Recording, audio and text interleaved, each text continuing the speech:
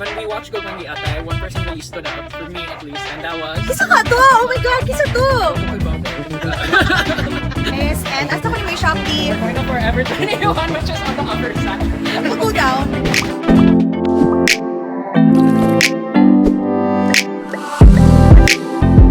Hey guys, we're on our way to meet David Wilde. Yes, at the SM karon because i-shop ko ni David sa Forever 21. And apart from that, kung anong sad, ang kaninga, this will be a special vlog because amos ang istorya how I started as Malaya. Kalaysyo! So, ganina guys, pag-abot na ko gikan Hong Kong, ni ana man gud supposedly si David kay mutabang siya na ako maka-pull out ko clothes for my hosting sa Ormoc. And then since di man daw available for pull outs this week, ni ana siya na I'll shop you na lang with clothes sa Forever 21. So I said, okay, laban lang kita. Laban lang kita sa kuan, laban lang kita sa libre nga shopping. Di ko mo di ko kaya mo gasto bitaw kay ba ka guys, kana mga hosting kana mga appearance sa TV kabaw na ka, di gina magbalik-balik ang sulobo niya. Usikan kaayo ko ba as much as possible ganun ko pull outs lang or sponsored ang clothes kay uli lang after mga yan ana ba. So na happy jud ko no. And fun fact, si David munang di ko mo kay rich kid man na siya, no? Rich kid gina si David. Parang as in, wala lang. Piso ra gina niya kanang mga shopping sa Forever 21. Ope, masok ko if di ka magpapalit. O di ba? Usahay lagi tay one time nga kanang naibog jud ko usa ka sandal ba niya. Kanang si tawag ani naibog jud ko usa ka sandal niya. Yan ako nga ay di na lang kay dili bitaw reasonable ang price kay di man gyud siya branded pero medyo mahalan ko ba. Lani ana gyud siya kanang ano sama ka uy don't worry I'll buy that for you. Da. Ayo day. Kiswipe ra jud niya day mo na siya. And also sa mga nangutan na kung anong close jud kay ni David. Because he created me. No. Bitaw siya ang dili siya ako biological mother or father ha. Dili bitaw oy kanang siya naka-discover nako and siya ni naghimo sa Malaya. Ang online show nga Malaya no because siya na lang akong pastoryahon later on. Okay, so karon padong paminiya and hopefully dili kaya traffic di ba dear? Yes. Ako din driver. Tama yun yung driver kami. Siya man siya mong driver, no? Kaya siya naman dyan na ay sakyanan, no? Otro sa ni siya, rich kiddo sa ni siya. Friend for sale, single, and ready to mingle. Okay, alright. 25 years old, physical therapist, professional, Na. vlogger pa, Na. businessman.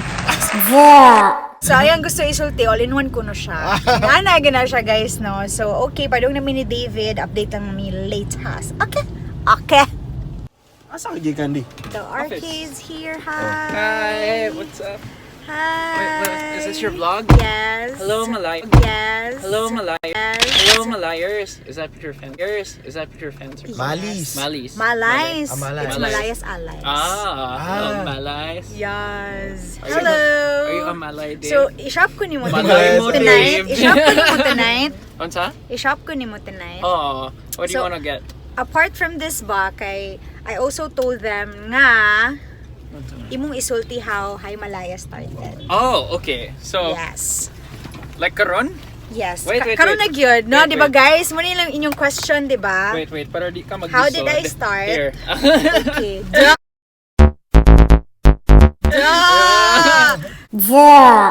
Gorilla Pod. Gorilla Pod ni, fake Gorilla Gorilla Pod. Pod. Yeah, that's not real, no? Alright. Okay, so my junior creative at that time, J. Neil Enriquez, told me that like, hey, you want to watch Gugmangi Atay? I said, like, what's Gugmangi? Oh, I've heard about Gugmangi Atay. So that was about like 2017. And when we watched Gugmangi Atay, one person really stood out, for me at least, and that was... Kisa ka to! Oh my God! Kisa to! Kukoy Bauday. Kinsa ka? Okay. So, Malaya really stood out in the play. If you haven't seen Gugmangi Atay, if you haven't seen her in Gugmangi Atay, she played Ayaya from Dalagat with a Dalagat accent. Now, as you know, Malaya's family is actually from... Alcoy. Next to Dalaget. Pero parehas mo ang accent, God. Parehas yung accent. expect. Nasa ni relative sa Dalaget. So, Yes. when she did that, I asked Jeannie, like, wait, is that really how she talks? Is that her accent? And she's like, no, she's an actress. Like, so I said, who is she? Does she have a following? Like, does she have a show? And Jeannie was like, no, she's my barkada from college. When Jeannie told me, like, when Jeannie told me that Malaya and her friends, I said, hey, do you want to experiment and do a show with her? This is, we were already doing by TV for months, but then we were just doing news at the time. And so, we planned it out for a while, and it wasn't until we did another show. So, this was the premiere of Malaya on by TV. It wasn't on Hi Malaya. Yes, So, it was. It was on the show we were trying out called Food Fighters. And Malaya was going against this kid named James. Amo na sa atong Kay hangol jud kay kung guys. And actually nainganyo jud ko. I think you did ang first episode ato was katong murag chicken wings yeah. nga challenge. And then yana jud ko I want to join. But so she wasn't expecting that like we were like adding a twist to the show. We made her eat a cake with her hands tied behind her back, so And she had to eat it. And then we hid some sili inside also. Weird jud kayo ang spicy cake, guys. And so like naluoy ko kay she really puked. She puked after the Boba? you puked no. Yeah. You puked after the show, and I was like, what am I making this girl do? Like she's more talented than this. So I told her, Malaya, if you're open, let's do an experiment. Let's tape a show together. And so the first idea we had was 5 accents you'll hear around Cebu or 5 Bisaya accents. When we released that video, came in with no expectations. It got 800,000 views overnight, and we were just like, we have a star. Like it's like the universe like made everything on our lives conspire to that one moment, and everything just blew up.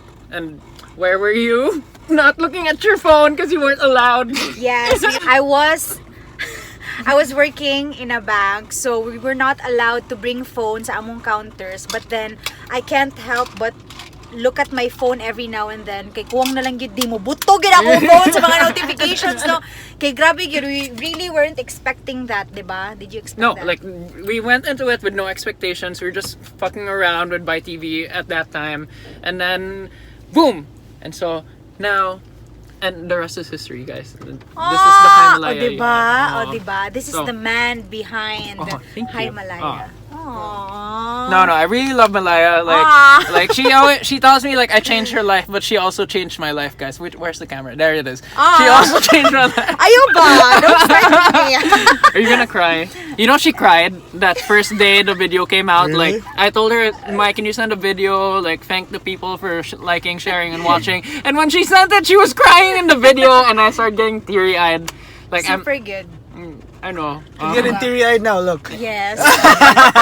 Digid guys, daghan jud kay mga pangitabo no, and moto jud ka nang man ako nga kanang in the first place, di mo ko ganahan mo work sa bank because I really want to perform. And my mom keeps on telling me nga dili na kailangan jud ka mo work in a corporate nga kanang A safe job. Yes, a Yeah. safe job nga kanang makasustain sa imuha Not because that there's anything wrong with that, yes, guys. yes. Pero kanang lahira man gud nga if imo gyud i-pursue ang something that You're passionate about. I'm passionate about something that I really love, like performing. Man naman sige ko theater before, but then you say kwarta sa una gid no. As in super gyud sa tinud-anay lang.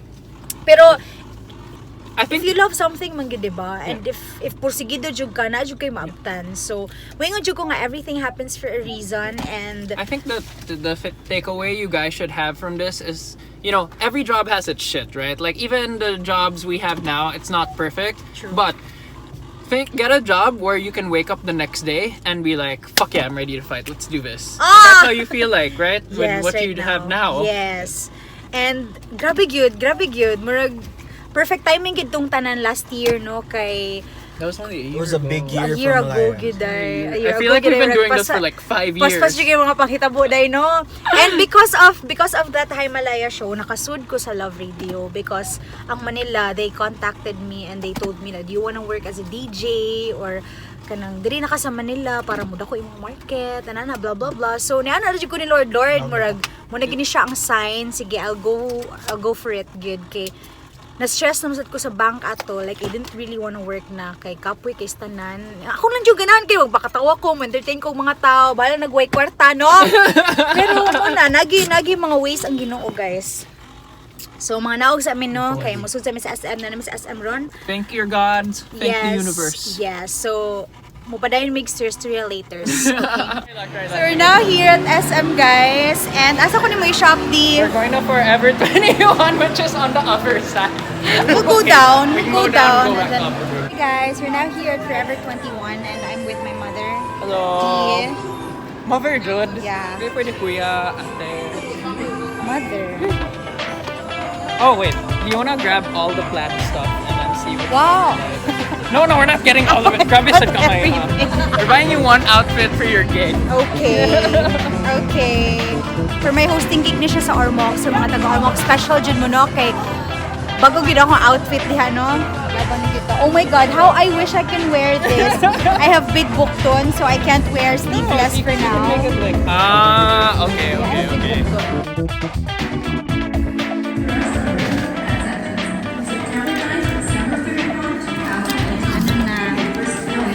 I'm like a really efficient and aggressive shopper. Like I'll pick everything out and then I'll organize it after.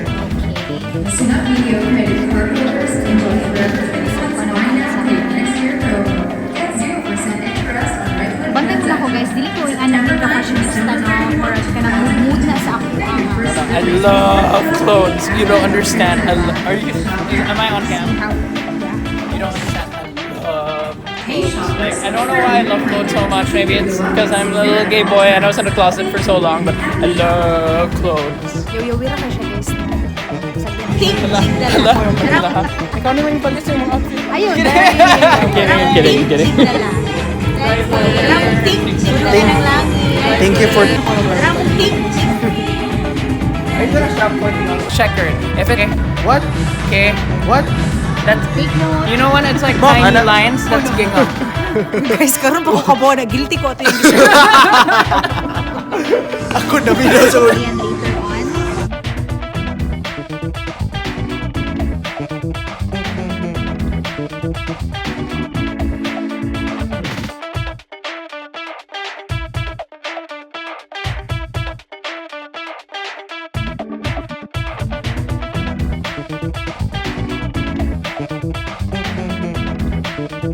Ay, so grabe gid mabuang ko no.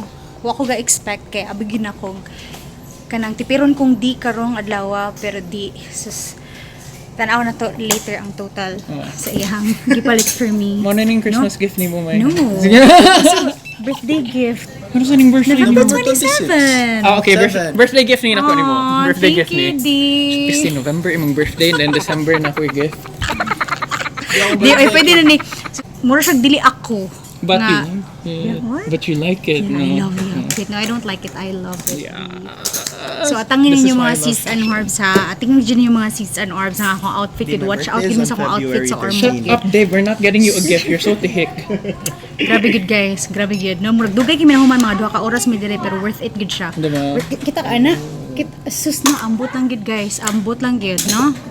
Pespatos, oh. Unya, kanisan, I just knew nga Dee's first job Was actually an Was- editorial assistant, but And then a stylist for a magazine. o diba? So mahibong pa ko. So di na ko mahibong good as in grabe. And shout out sa no sa staff diri sa Forever 21 for being so patient namo. And kinsa tong nag-assist mo to di? Si Jollibee. Si Jollibee. Jollibee. Si Jollibee. Where's Jollibee? Ate Jollibee. Oh, Jollibee. Where are you, Jollibee? Basta, grabe gid sa Ate Jollibee no, pero mahal kayo mga gipang suggest. Grabe gid, mahal kayo gipang suggest. Murag ako yung nasakitan para ni Di, pero laban lang. You know, it's fashion. It's part of the business. And it's part of the job.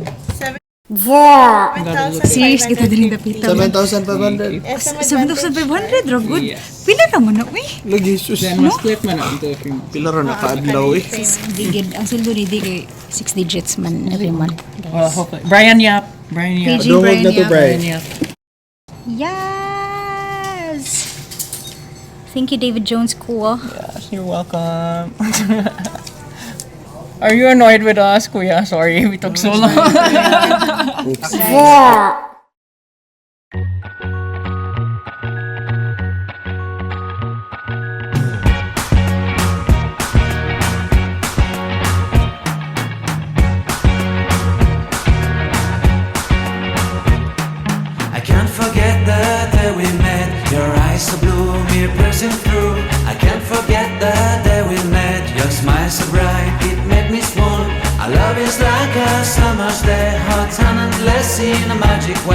Whenever I see you, all I can think is my summer love.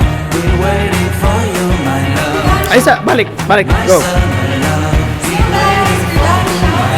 Thank you so much, D, guys.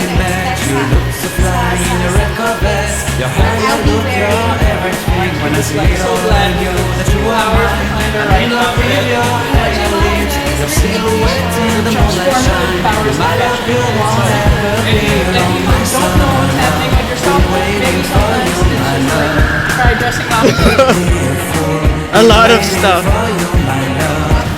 Yeah, like a house too. And rain. Ciao, narinig ito. Like the difference between plaid, Plan. plaid, Checkered. being off and checkered, guys. Still don't know what you You have my heart, you have my And soul. also, birthday gift din niya na slash Christmas gift. I don't even know it. He spent 7,000 plus. But you know, hindi ako mahibong kay ever since day one, pinanggal ko ng kids. Thank you so much. And now we're here, we're off to eat. I haven't had any food the whole day, so my first meal is gonna be pancit canton. I Which is love really pancit good. canton. No, like Special pancit canton. okay, we're gonna But go it's live. sketchy. And Here on my next